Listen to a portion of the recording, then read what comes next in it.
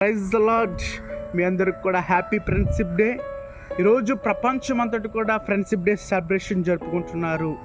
ఈ యొక్క friendship day అనేది ఆలోచన చేస్తే చిన్న పెద్ద ధనిక భేదము లేనిది, ప్రాంతము కులము మతము లేనిది. స్నేహంలో కొన్నిసార్లు మనకి ఆటంకాలు వస్తాయి, విడిపోతాము, స్నేహం మధ్యలో గొడవలు వస్తాయి.